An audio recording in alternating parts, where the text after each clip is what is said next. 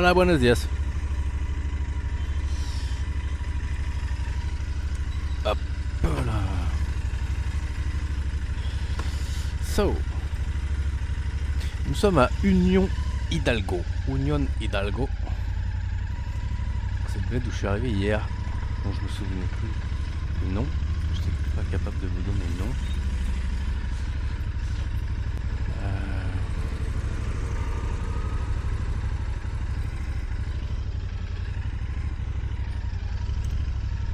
Et alors j'ai cherché un peu cette histoire d'éolienne. Bon, j'ai cherché un peu sur internet parce que j'ai posé la question ici. Notamment aux gens de l'hôtel où je suis. Personne n'a été capable de me dire. Et en cherchant un peu sur internet, je suis tombé. C'est très difficile, c'est marrant d'ailleurs. Sur les sites mexicains et tout ça. En plus, j'en ai parlé avec une copine mexicaine là ce matin. Elle essayait de chercher, elle n'arrivait pas à trouver d'infos. Et moi j'ai trouvé un article en français sur le site reporter.net. D'ailleurs il y a plusieurs articles sur le sujet. Parce que ça fait un peu polémique, ces éoliennes. Ça fait un peu polémique, notamment en l'occurrence parce qu'une partie du projet éolien ici serait mené par EDF.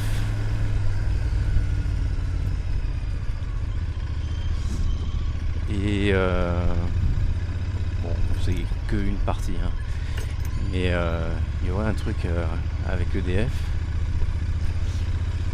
Et alors c'est un peu particulier parce qu'on trouve des articles qui expliquent en fait que l'on serait sur un des plus grands parcs éoliens du monde. Sur Reporter, ça parle de 2212 éoliennes au total, réparties sur 17 parcs différents, donc pas forcément tous gérés par les mêmes. Mais bon, 2200 éoliennes. Donc c'est pour ça qu'hier, je trouvais qu'il y en avait beaucoup.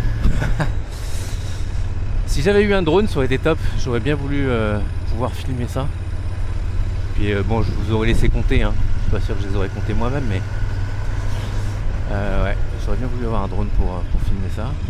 Bon, bref, et puis du coup, ça fait un peu polémique parce qu'apparemment, donc les gens du bled, la Union Hidalgo, il y a quelques années, se sont battus pour faire en sorte que ce projet, en tout cas la partie que EDF essayait de faire, ne puisse pas fonctionner. Visiblement, ils ont eu gain de cause, mais visiblement, depuis, il y a des passe-droits, des machins, enfin, ils essayent de. Ils n'ont pas forcément abandonné toutes les idées. Et ça fait d'autant plus polémique que visiblement il y a quand même des gens, on est quand même dans une région assez pauvre. Tout ça c'est mis en place sur des terres. Le Mexique c'est un peu particulier. Il y a beaucoup de terres en fait qui sont des terres communales, qui sont gérées par les communautés. En fait on ne peut pas acheter ces terres en tant que propriété privée et en faire ce qu'on veut, c'est des terres communales.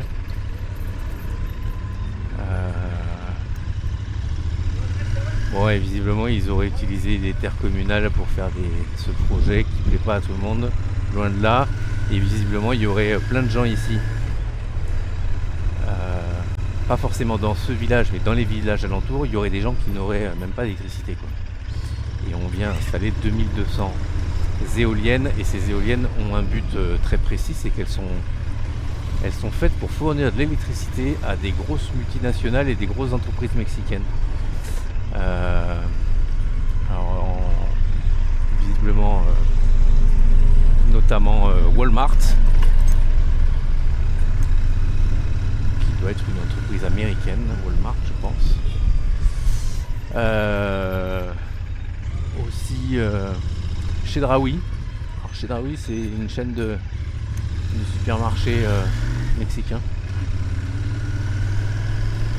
On va dire que c'est peut-être un équivalent d'un Leclerc ou d'un Carrefour. J'en ai jamais vu ailleurs qu'au Mexique, je pense que c'est mexicain.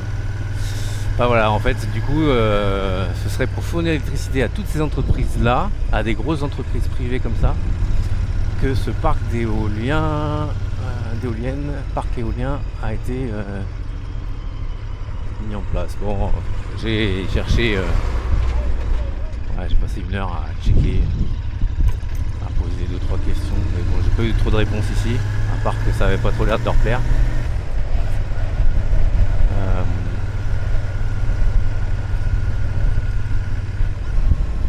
Je suis pas spécialiste du... Encore une fois, je suis pas spécialiste. Moi, je suis spécialiste de rien. Enfin, si, mais bon, c'est pas le sujet. Et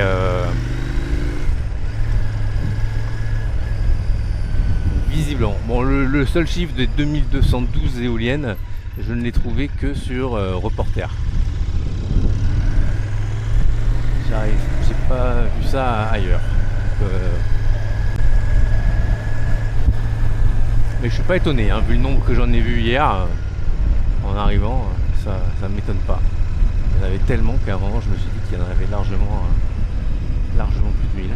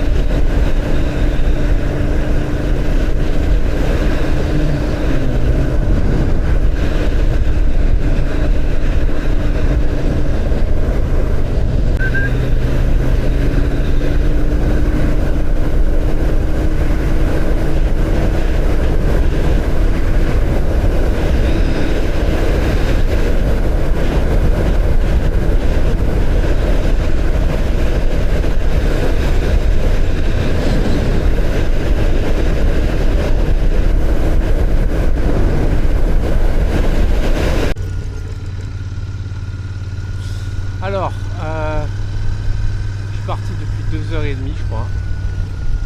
Et là sur le bord de la route je viens de voir un truc. Bienvenue à Playa Colorada. J'avais l'impression que j'étais en train de re-rentrer dans... J'allais re-rentrer dans les terres. Et là je me suis dit, s'il y a une plage, il n'y a pas écrit expressément il y a un restaurant. Ça me paraît...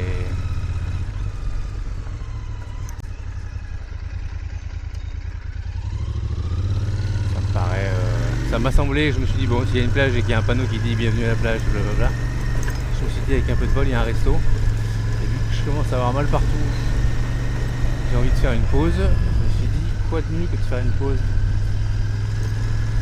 au bord de l'océan. Ah, mais il y a des trucs là.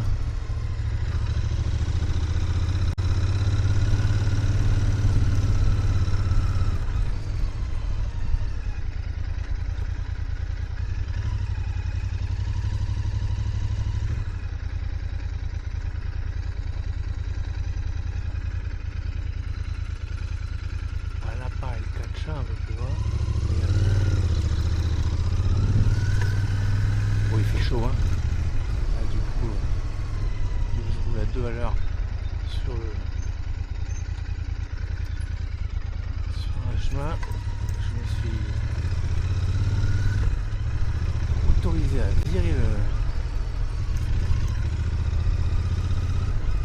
le blouson.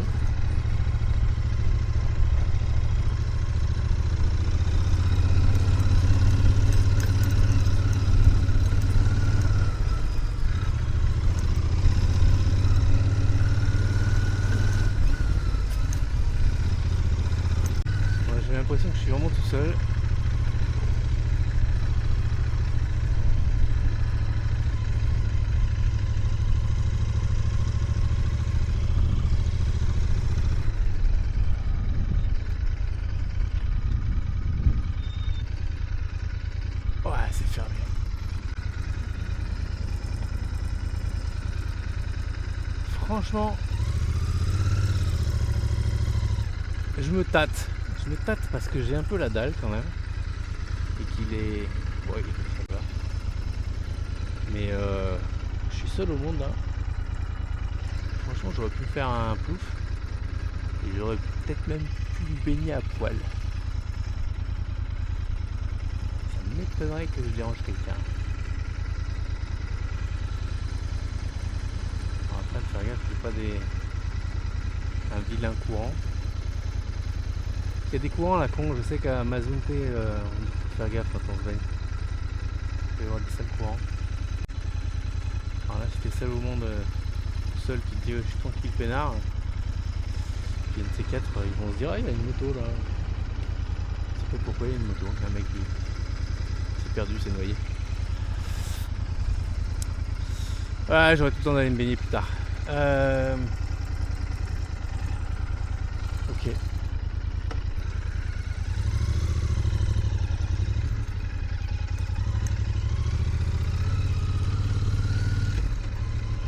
C'est dommage. Le gros soulet il est bouffé au bord de la route. Un endroit où il va faire 100 000 degrés, où il y aura des camions qui passeront juste devant moi, sur la route à 3 mètres.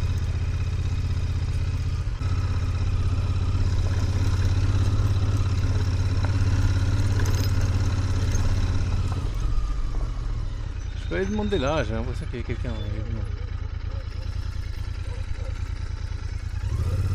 Je vais aller voir. Ah, du monde. Des gens. Il n'y a pas foule.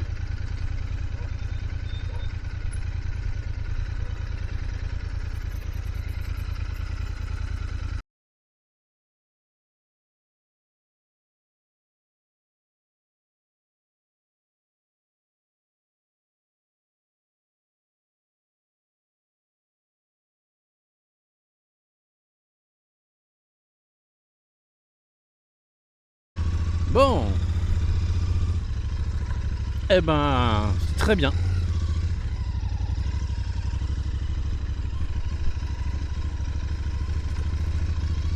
C'était excellentissime. J'ai mangé. Bon, j'avais pas le choix parce qu'en fait, je sais pas si je me suis pas refourgué des crevettes. Elles m'ont dit que c'était d'aujourd'hui, qu'elles étaient fraîches. Bon, sauf que quand je suis arrivé, il y avait deux nanas qui m'ont dit qu'il y avait que des crevettes. Puis après, il y a tous les mecs qui sont revenus de la pêche avec plein de poissons, du poulpe, il y avait plein de choses. Donc j'ai un doute sur le fait que les crevettes étaient réellement de la pêche de ce matin. Mais bon, c'était peut-être d'hier. C'est pas très grave. C'était probablement d'hier. C'est pas très grave. Je pense pas tomber malade à cause de ça. J'ai discuté avec un Mexicain qui a vécu 11 ans en Europe et qui visiblement était revenu sur... J'ai pas tout à fait tout compris de ce qu'il me disait. Puis il me semble qu'à un moment il m'a dit qu'il pouvait vivre là-bas.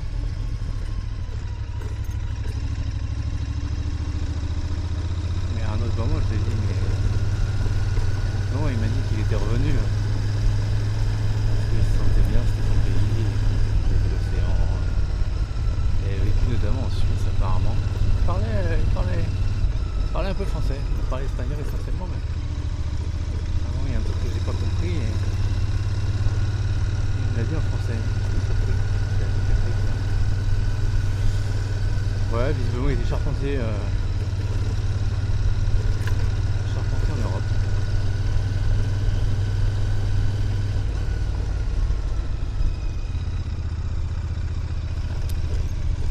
Et ouais, du coup, je sais pas. C'était entre le. Je me méfie toujours un peu parce que. Bon, le mec il s'est en train de boire des bières, il avait les yeux un peu rouges. Ça, malheureusement, picole hein, quand même, hein, les Mexicains aussi.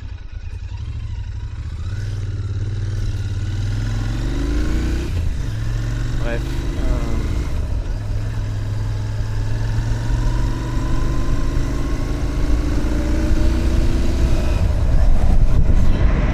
Ouais, le gars me disait que le problème, le plus gros problème ici, c'était le cartel, les cartels.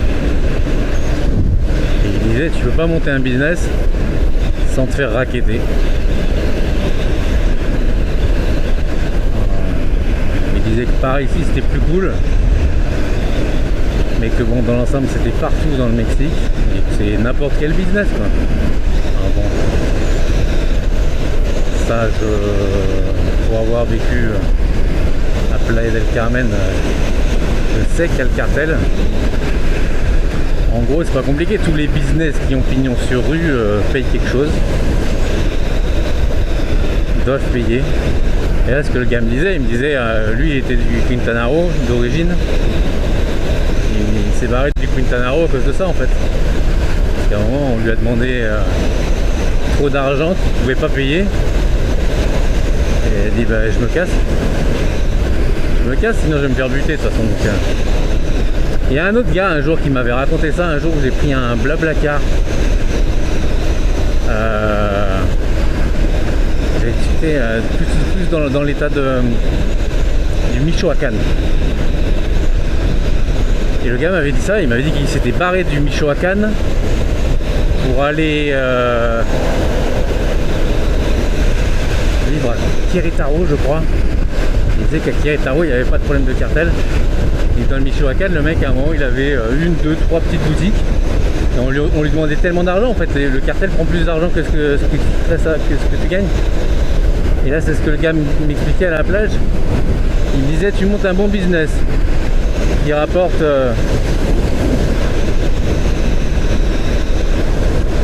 20 000 par mois. Petit business, à resto, machin. Ça fait 20 000 de chiffre d'affaires, ça fait 70 000 de résultats. Il dit tu vas donner 50 000 au cartel, il te reste 20 pour toi. Le cartel prendrait potentiellement 50 et toi à la fin t'as 20. Il dit c'est quand même la cata quoi.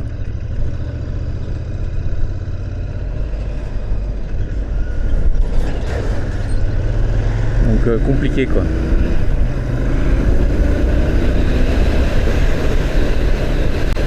Ouais, ça j'en ai plein qui me l'ont dit et c'est assez terrible quand même. Oh, de l'essence, il faut que j'en prenne.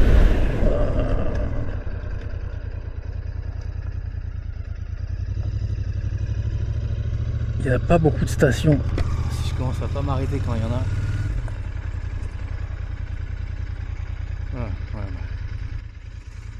Voilà.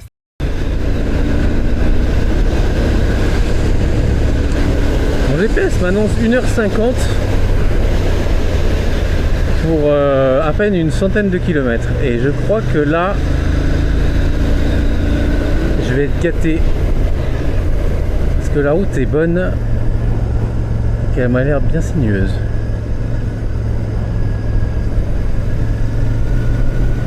Donc 2 heures pour 100 km. Vu là où je suis, avec un peu de bol, c'est comme ça pendant presque 100 km. Alors si c'est ça, je suis refait. Hein. Je suis le roi du pétrole. Je suis trop content. Des courbes, des courbes.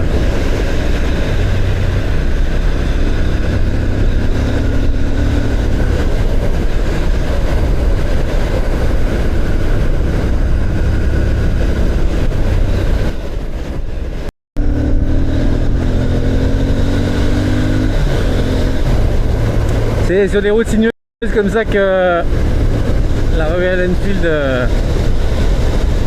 a que 47 chevaux. Quand il n'y a pas beaucoup de place et qu'il faut doubler, il n'y a pas une marge de malade mental.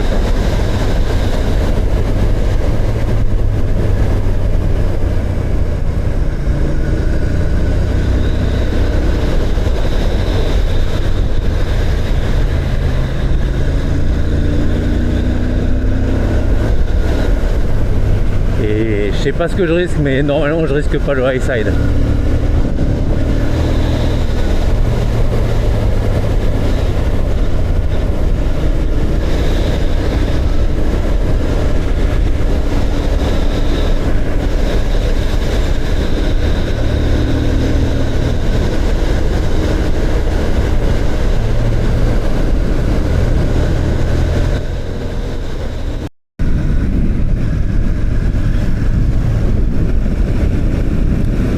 16h30. J'arrive à Mazouté. Je suis arrêté juste avant pour checker où j'allais. Je suis à 4 ou 5 km. Moi ils viennent me chercher parce que ça doit être très compliqué. J'ai réservé un petit, je pense que c'est un petit bungalow, un petit appart. J'ai l'impression qu'il est paumé, super isolé. J'ai fait un rendez-vous à l'entrée de Mazouté en me disant qu'il allait me chercher en voiture. Apparemment je vais avoir une vue. Ah, c'est marrant parce qu'il n'y avait pas grand chose à louer, en tout cas dans des tarifs raisonnables.